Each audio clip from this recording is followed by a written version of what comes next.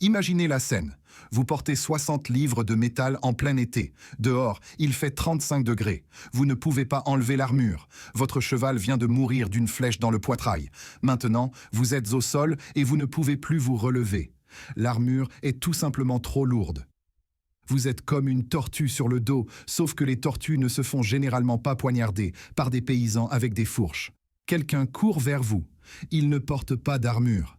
Il est plus rapide que vous, bien plus rapide. Il a un couteau. Vous avez du métal coûteux et vous êtes complètement immobilisé. Inutile de dire que ça se passe mal pour vous en ce moment. Bienvenue dans la vie d'un chevalier médiéval. C'est le métier que tout le monde croit glorieux, jusqu'à ce qu'on réalise qu'il consiste surtout en la dysenterie, les dettes et la mort dans un fossé, parce que l'équipement était trop cher pour s'enfuir avec.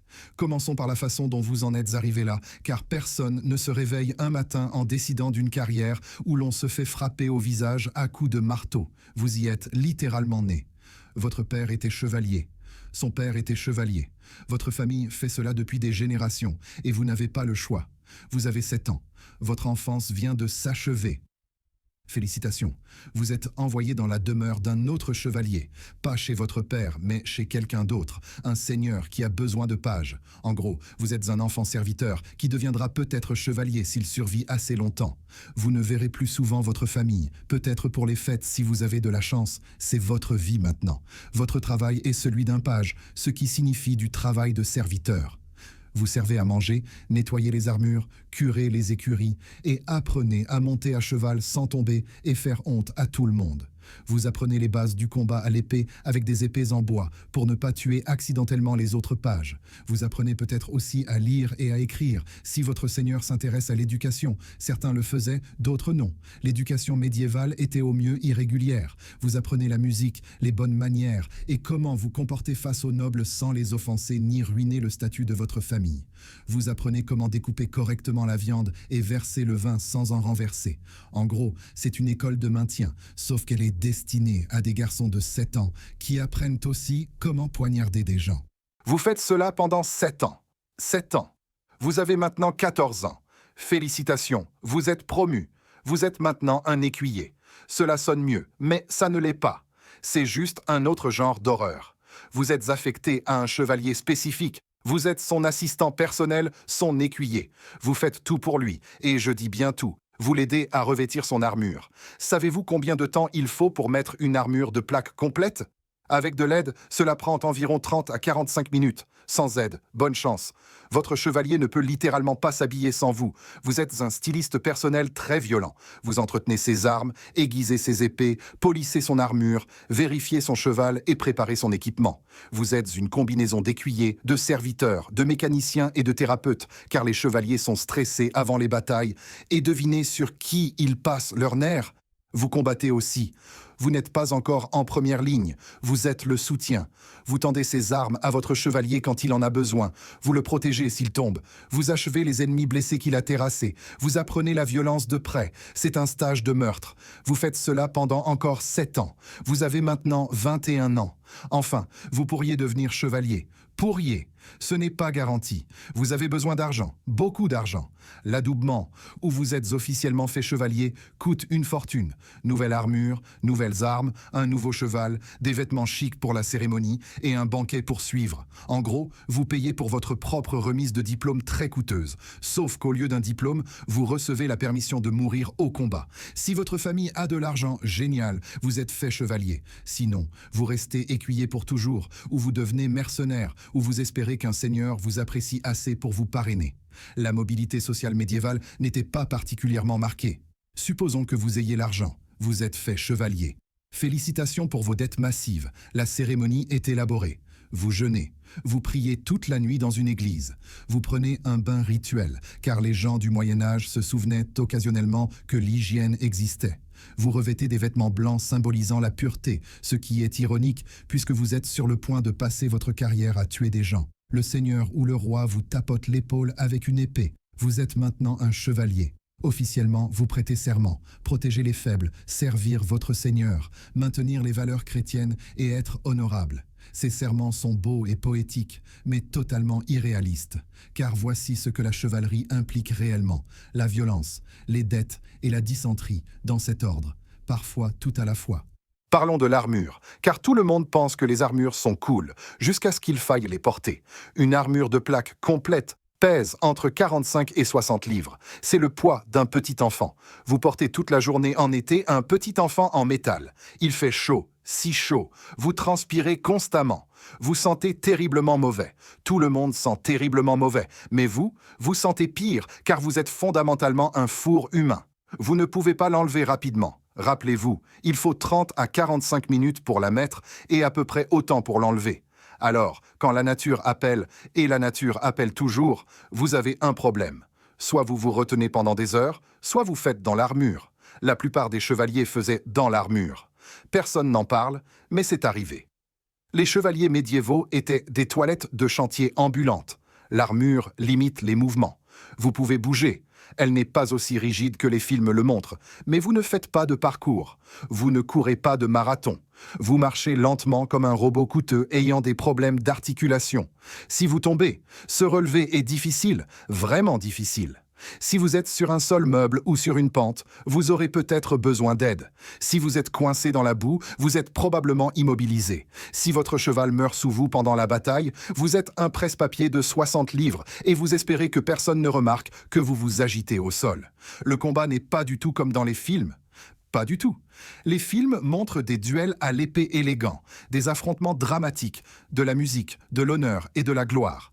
Le vrai combat médiéval, c'est le chaos, les cris, la boue, le sang et la panique. Tout le monde essaie de tuer tout le monde aussi vite et efficacement que possible. Il n'y a pas d'honneur, seulement la survie. Vous chargez à cheval. Votre lance frappe quelqu'un, si vous avez de la chance et que vous avez bien visé. La lance se brise. Elle est censée se briser. C'est ainsi que fonctionnent les lances. Maintenant, vous êtes au milieu des soldats ennemis avec un bâton cassé. Vous dégainez votre épée. Vous frappez tout ce qui bouge. Vous ne visez pas des coups mortels précis. Vous visez tout ce que vous pouvez toucher. Les armures protègent beaucoup, mais il y a des failles. Les articulations, le cou, le visage. Si la visière est levée, vous essayez de toucher ces failles, pendant que les autres essaient de toucher les vôtres. Vous êtes frappé souvent. L'armure encaisse le plus gros, mais l'impact fait mal quand même. Vous aurez des bleus sur tout le corps, peut-être des côtes cassées et des commotions cérébrales. Vous aurez certainement des commotions cérébrales. Personne au Moyen-Âge ne comprenait les commotions. Ils pensaient juste que vous étiez fatigué. Si votre cheval meurt, vous avez un problème. Vous êtes en armure au sol. Vous êtes lent et vulnérable. Les fantassins et les paysans avec des haches et des marteaux vous visent spécifiquement parce que vous portez une armure coûteuse, ce qui signifie que vous valez une rançon. Ils essaient de vous capturer, pas de vous tuer, ce qui semble bien jusqu'à ce que vous réalisiez que la capture signifie d'abord vous assommer. Si vous êtes capturé, c'est le moment de la rançon. Votre famille doit payer pour vous récupérer. S'ils peuvent se le permettre, tout va bien. Sinon, vous restez en captivité. Une prison médiévale n'était pas une partie de plaisir. Vous êtes dans une cellule jusqu'à ce que quelqu'un paie. Cela peut durer des mois ou des années. Espérons que votre famille vous aime. Si vous n'êtes pas capturé et que vous êtes seulement blessé, vous mourrez probablement de toute façon. La médecine médiévale était une devinette littérale. Si vous étiez poignardé, ils cautérisèrent peut-être la plaie avec un fer rouge, versèrent du vin dessus, priaient ou ne faisaient rien du tout. Les infections étaient courantes. Les antibiotiques ne seraient inventés que dans 600 ans. Une petite blessure pouvait vous tuer. La dysenterie tuait plus de chevaliers que le combat. La dysenterie. Vous avez survécu à la bataille pour mourir à cause de la mauvaise eau. La cause de décès la plus courante pour les soldats médiévaux était la diarrhée. Rien de glorieux, rien dans les chansons, juste mortel. Parlons d'argent, car être chevalier coûtait cher. Votre armure coûte à peu près autant qu'une belle voiture aujourd'hui. Plusieurs années de salaire d'une personne normale. Vous devez l'entretenir et remplacer les pièces quand elles cassent. Vous dépensez constamment de l'argent. Votre cheval, les destriers, étaient chers. Il devait être entraîné, nourri et soigné. Si votre cheval meurt au combat, ce qui arrive souvent, il vous en faut un nouveau. C'est une autre dépense massive. Vos armes, épées, lances, masses d'armes, dagues, sont toutes faites sur mesure, coûteuses et nécessitent de l'entretien. Vous avez besoin d'écuyers et de serviteurs pour gérer votre équipement et vous payer leur salaire. Vous devez héberger d'autres chevaliers quand ils sont de passage. L'hospitalité médiévale était une obligation. Si quelqu'un se présente à votre château, vous le nourrissez et le logez. C'est cher. La plupart des chevaliers étaient fauchés en permanence. Ils possédaient des terres, mais la terre n'est pas de l'argent liquide. Ils devaient des services aux seigneurs qui ne payaient pas de salaire.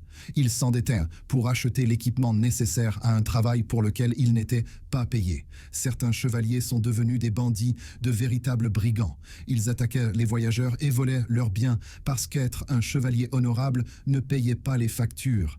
Certains chevaliers se mariaient pour l'argent, cherchant de riches veuves ou héritières pour survivre financièrement. Le romantisme passait après l'objectif de ne pas faire faillite.